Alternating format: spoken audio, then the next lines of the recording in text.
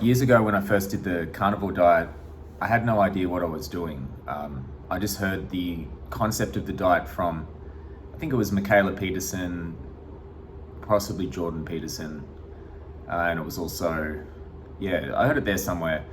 And I just started eating meat and just meat, and that was it. And I didn't think about anything else. And because it's quite expensive, right? I just was getting the cheaper cuts of meat, and these generally don't have much fat in them. It's the fat that gives the meat the sweet and good taste. So I ended up feeling hungry all the time. I was tired, really tired all the time, tons of brain fog. I lost so much weight. I was skinnier than I'd ever been. It was crazy how much weight I lost. I didn't lose as much muscle. I don't know if I lost any muscle, but I just had no fat left on my body. It was scary how skinny I got, and it didn't matter how much I ate. I was eating meat after meat after meat, no matter what, and I just could not stop being hungry, could not put on fat. It was crazy. And then eventually I learned about ketosis, and how it's fat related and we need fat and all that stuff, and then that fixed a lot of those issues. But what that taught me is that the body's very poor at running on protein. Gluconeogenesis, I believe, is the process where the body uses protein for energy, and it can be done. The body can survive on it to some extent, but there is such a thing as called rabbit starvation, where people in the wilds eat. There's been times where they just eat rabbits, I believe, when they've been lost or whatever, and they have died from starvation because there's no fat with the rabbit meat. And I don't believe it mattered how much they ate, they would still die. So there's been records of that. So the body can, to some extent, gain energy from protein. Gluconeogenesis does that, but it's a very, I think, an energetically inefficient process, and it's not sustainable over the long term, because you can feel it. You have no energy. You've got brain fog. You're still functioning, but it's barely functioning, right? Obviously, the body prefers carbohydrates or fats to function energetically. So what I'm getting at here is that I see a lot on social media, even doctors and professionals of whatever type that I see, and they all say focus on protein to lose weight. And it is true only to the extent that if you just ate animal protein, no fat, you very quickly would get so skinny, very quickly, and you would eventually die from it, right? I don't believe it's the best and healthiest way. In my experience, fat is the most important thing for many reasons. 1, energy. 2, satiety. And 3, I think because health reasons. So if you're in ketosis, obviously the fat is a lot more important than if you're using carbohydrates. But I still believe fat is the most essential nutrient to our well-being. Only because if we look at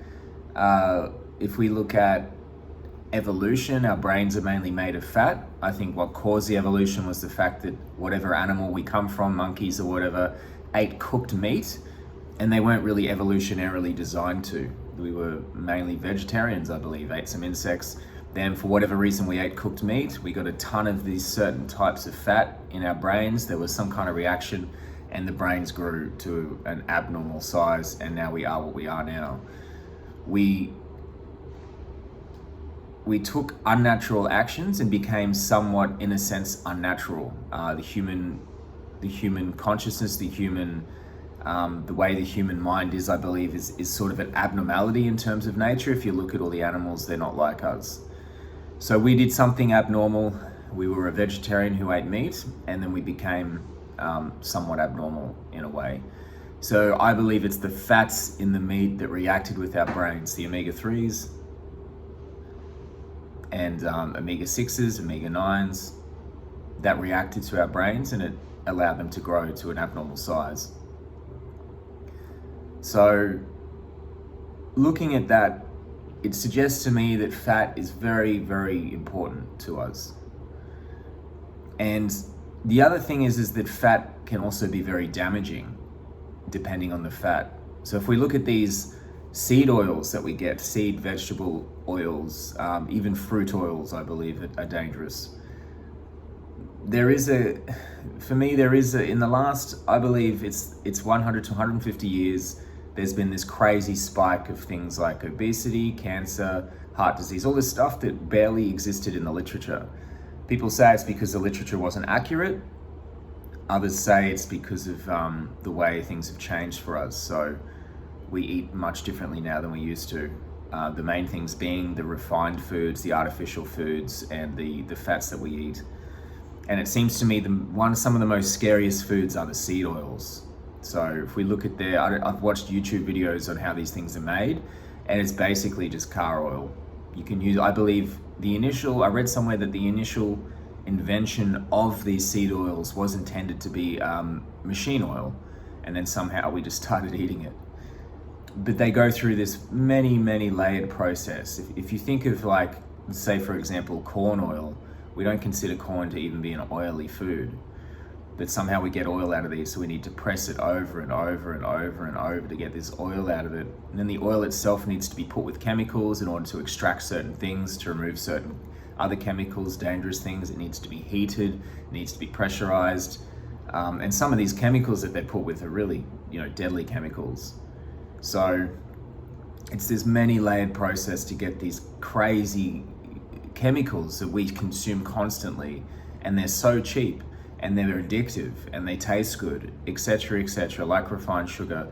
I think it's destroying our health. And there have been studies that suggest that the cause of heart disease was never animal fats, it was these kind of fats. So for me, fat is so important.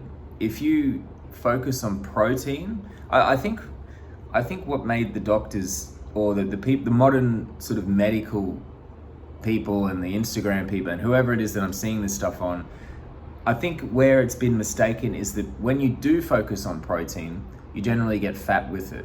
And it's the fat that's giving you satiety, not the protein. But they think it's the protein. You eat more of this stuff and you feel satiated and it's good, but it's the fat in the meat that's causing all the benefits that they're stating. I've heard of people going on keto, dropping their protein down to, I believe it was like 30 to 50 grams a day maximum, and just cranking up the fat right up to 90% fat.